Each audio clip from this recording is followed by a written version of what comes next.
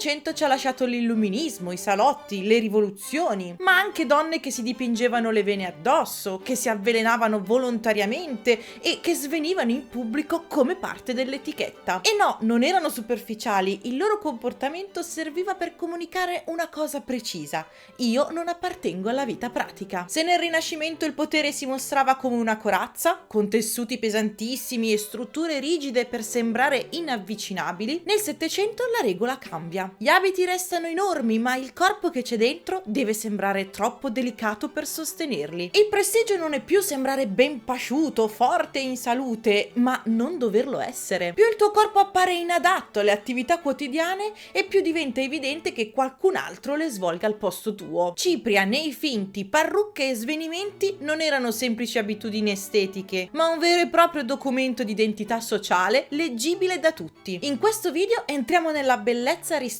del Settecento, un sistema in cui il trucco e la moda non serviva per migliorare il proprio corpo, ma a sabotarlo per dimostrare il proprio privilegio.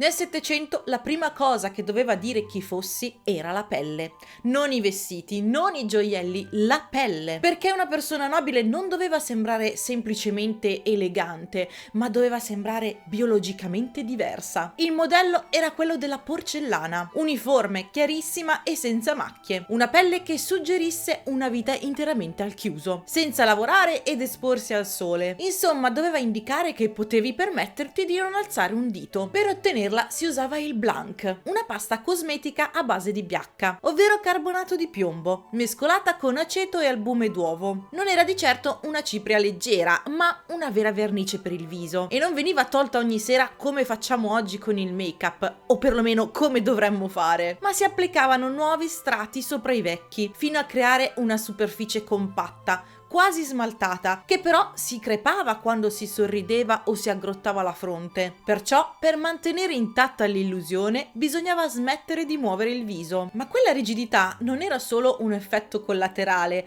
era parte del messaggio che si voleva dare. Infatti, un volto troppo espressivo veniva considerato poco distinto, indicava emozione, fatica, partecipazione alla vita pratica. Un viso immobile invece suggeriva autocontrollo e distanza dal mondo reale. Perciò la maschera funzionava perfettamente, non solo rendeva la pelle uniforme, ma trasformava anche il comportamento. C'era solo un problema: il corpo non collaborava. L'assorbimento continuo del piombo provocava saturnismo e la pelle diventava grigiastra, i capelli cadevano, le gengive si scurivano e comparivano paralisi facciali e danni neurologici. E a quel punto ci si fermava, penserete. Niente affatto. Si applicava ancora più trucco per coprire i segni lasciati dal trucco precedente. Era un ciclo perfetto. Il cosmetico provocava il difetto che giustificava il cosmetico. Nel 1760 la contessa inglese Maria Gunning, celebre per la sua bellezza, morì a 27 anni per avvelenamento da piombo. I giornali dell'epoca la definirono vittima dei cosmetici. E nonostante non fosse un caso isolato, le vittime non provocavano sufficiente scandalo per fermare la pratica. Perché quella pelle non era solo estetica, ma un documento sociale. Più era evidente che non apparteneva a un corpo reale, più apparteneva al rango giusto.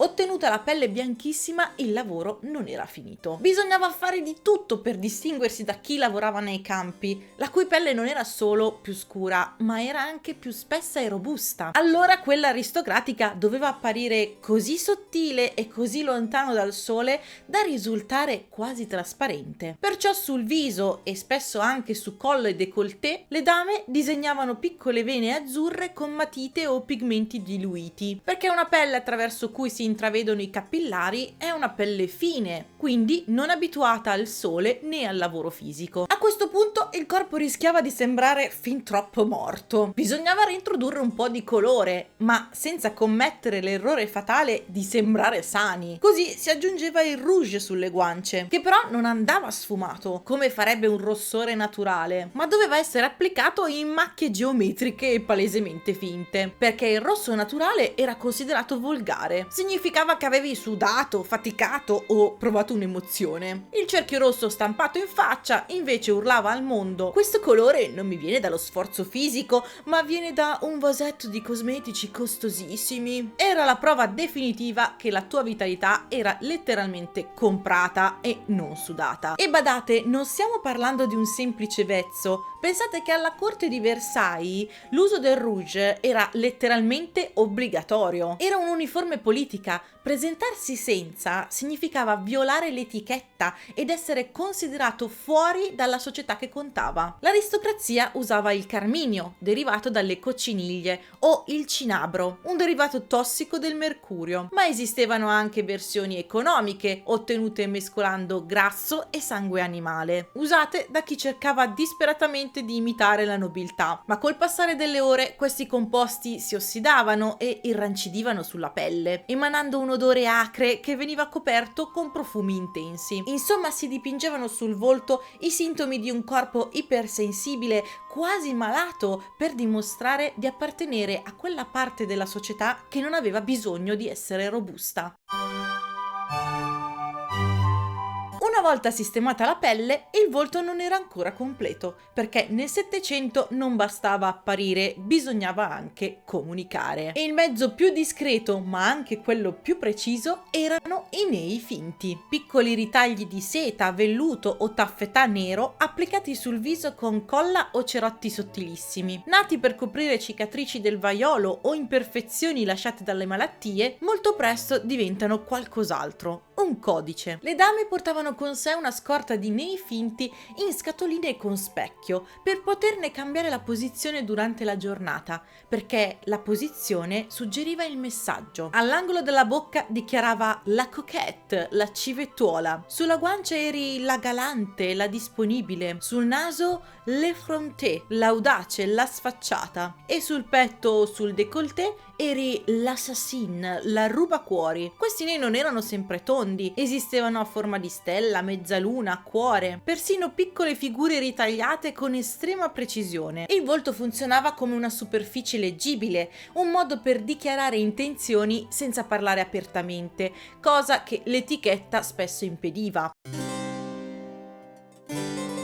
Dietro tutta questa perfezione artificiale, però, si nascondeva un lato oscuro. Il corpo reale, dietro strati di piombo e cosmetici tossici, stava letteralmente cadendo a pezzi. E non parlo solo di quel piccolo problema di saturnismo che vi raccontavo prima, ma l'avvelenamento continuo, unito a un consumo industriale di zucchero, faceva marcire e cadere i denti molto presto. Lo zucchero all'epoca era costosissimo e quindi un enorme status symbol. E che fai? Te ne privi? Allora vuol dire che non sei così nobile. Senza denti, le guance sprofondavano in dentro e questo rovinava irrimediabilmente l'illusione della pelle di porcellana e del volto perfetto. La soluzione? Le plumpers, palline di sughero o a volte di cera che le nobildonne si infilavano in bocca, tenendole incastrate tra le gengive e l'interno delle guance, solo per mantenere il viso tondo e paffuto. Avere dei pezzi di sughero in bocca ovviamente alterava la pronuncia. Le donne finivano per parlare in modo strano, masticando le parole, con un sussurro o una blesità costante. Eppure nel Settecento anche questa difficoltà divenne una moda. Parlare in modo debole e poco chiaro rafforzava l'idea di estrema fragilità. Non avevi bisogno di urlare ordini in modo comprensibile. Quello lo facevano i mercanti, i capomastri, la gente del popolo. La tua voce doveva essere un sussurro delicato. E i denti non erano l'unica cosa a cadere, perché i cosmetici tossici facevano cadere anche i peli, sopracciglia comprese. Allora, per rimediare, si usavano dei posticci. Il materiale considerato in assoluto più pregiato e realistico era la pelle di topo. I topi venivano catturati, la loro pelle conciata, tagliata a forma di mezzaluna e incollata direttamente sulla fronte con del mastice. Il lusso stava letteralmente distruggendo il corpo biologico, ma la maschera sociale doveva sopravvivere a tutti i costi, anche a costo di riempirsi la faccia di sughero e pelle di topo. Prepararsi nel Settecento non era un momento privato. Non esisteva l'idea di chiudersi in una stanza e sistemarsi da soli. Esisteva la toilette. La giornata iniziava con un'operazione collettiva. Qualcuno stringeva il corsetto, qualcuno qualcun altro sistemava le gonne, un parrucchiere lavorava ai capelli, mentre un'altra persona applicava cipria e nei. E tutto questo avveniva spesso davanti ad altre persone, visitatori, conoscenti, corteggiatori, religiosi. Entravano, conversavano, osservavano. Prepararsi faceva parte della vita sociale tanto quanto uscire. Il tempo necessario era lungo, vestirsi completamente richiedeva più mani e più gesti coordinati. E il risultato non era solo essere pronti, ma far vedere quante persone servivano perché tu lo fossi. A questo punto restava un ultimo problema: i capelli. Nel Settecento le acconciature femminili, i grandi puff, non erano semplici pettinature, ma costruzioni. Si partiva dai capelli veri, ma si aggiungevano posticci, lana, crine animale e un'intelaiatura metallica per mantenerli in altezza. Per fissare tutto si usava una pomata densa a base di grasso animale, spesso di orso, manzo o montone. Poi arrivava la cipria, fatta di polvere di amido o farina, che aderiva proprio grazie allo strato di grasso. Smontare ogni giorno l'acconciatura avrebbe richiesto ore di lavoro e molto denaro, perciò si cercava di mantenerla il più possibile. Di notte si copriva con cuffie o reti e si dormiva con la testa sollevata su cuscini rigidi per non rovinarla. Col passare dei giorni il grasso ossidava, la farina assorbiva umidità e odori e l'insieme sviluppava un odore forte che veniva coperto con profumi intensi. Per gestire le conseguenze pratiche esistevano anche accessori specifici, bastoncini sottili che servivano a grattare il cuoio capelluto senza distruggere la struttura, e piccole trappole per insetti cilindriche contenenti un panno intriso di miele o sangue venivano portate come pendenti al collo, tra i vestiti o nascoste tra i capelli, per attirare lontano eventuali parassiti. L'aspetto rimaneva impeccabile anche quando il corpo reale diventava difficile da gestire, perché l'apparenza non doveva adattarsi alla vita quotidiana, era la vita quotidiana che doveva adattarsi all'apparenza. A questo punto non cambiava solo l'aspetto del corpo, cambiava come ci si muoveva. Gli abiti del Settecento, con corsetti rigidi e strutture laterali delle gonne, non servivano soltanto a creare una forma elegante, ma limitavano concretamente i movimenti. Piegarsi in avanti era difficile, alzare le braccia sopra la testa quasi impossibile, e per attraversare una porta spesso si passava di lato. Questa limitazione non riguardava solo i gesti, riguardava anche lo spazio. Sedersi su una sedia comune con un corsetto rigido e gonne larghe quasi 2 metri era semplicemente impraticabile. Così anche gli oggetti cambiano forma. Le sedute diventano più ampie, spesso senza braccioli, per lasciare spazio alle strutture laterali dell'abito. Sedie e divanetti non servivano per rilassarsi, ma per esporsi. Le dame non potevano appoggiarsi allo schienale perché il galateo lo impediva. In pubblico dovevi avere una postura fiera e regale. Quindi si stava sedute sul bordo, in perenne tensione e perfettamente dritte. La stanza smette di essere un luogo di comfort e diventa un palcoscenico costruito su misura. Se il tuo corpo non può piegarsi, allungarsi, adattarsi allo spazio,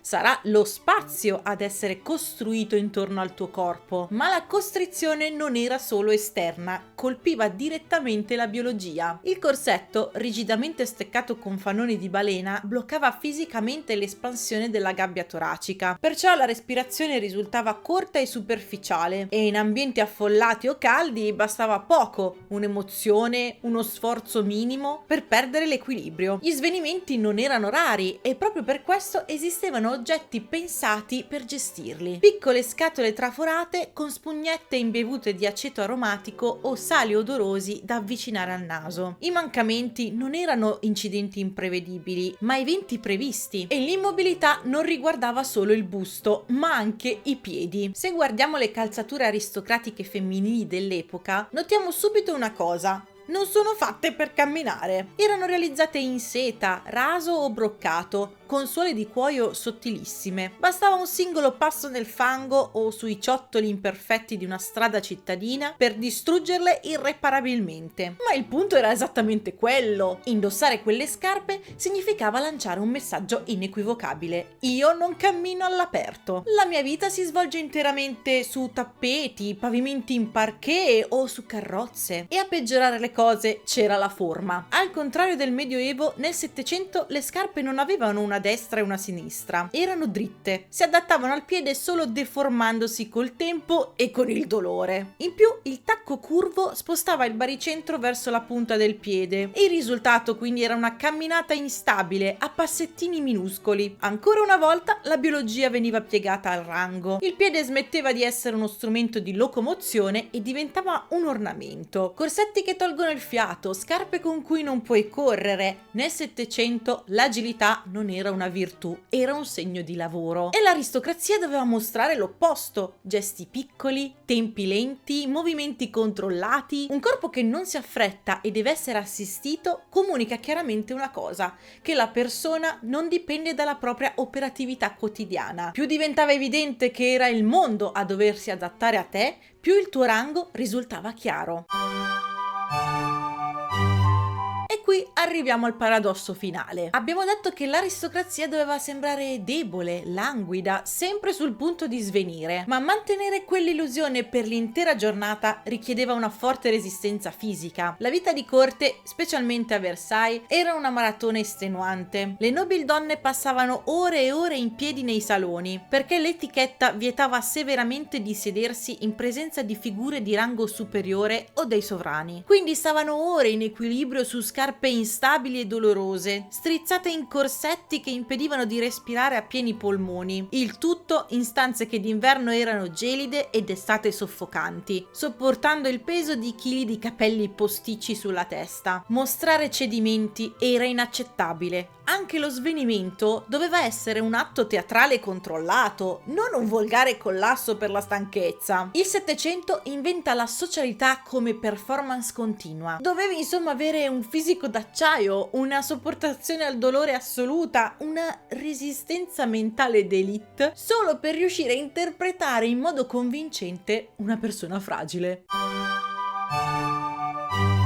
A quel punto la giornata non era fatta solo di presenza sociale, era fatta anche di preparazione e mantenimento. Nulla era rapido. Ritoccare la cipria, sistemare un nastro, controllare l'acconciatura, raddrizzare il corsetto, erano tutti piccoli gesti continui. Uscire non significava semplicemente alzarsi e andare, ma prevedere il tempo necessario per diventare presentabili. Anche un breve spostamento richiedeva organizzazione. Qualcuno doveva aiutarti a vestirti, qualcuno preparava la carrozza, qualcun altro sistemava gli abiti all'arrivo. La prontezza non era una qualità richiesta, anzi l'immediatezza apparteneva alle attività pratiche. Più tempo serviva per essere pronti e più era evidente che la giornata non era occupata da necessità urgenti. L'attesa diventa così parte dell'immagine. Se un nobile del Settecento entrasse oggi in una stanza, passato lo sgomento per i nostri abiti e capelli, una cosa gli balzerebbe subito agli occhi: il modo in cui ci muoviamo. Perché noi ci pieghiamo, ci sediamo male, camminiamo veloci, insomma usiamo il corpo per fare cose. Per loro sarebbe strano. Il corpo elegante non doveva servire, doveva solo essere guardato. Una cosa però è rimasta costante nel tempo. L'aspetto indica ancora quanto possiamo permetterci di ignorare la vita pratica. Un tempo questo si vedeva da una parrucca impossibile da gestire, oggi magari da unghie lunghissime o tacchi su cui non correrai mai. Ditemi,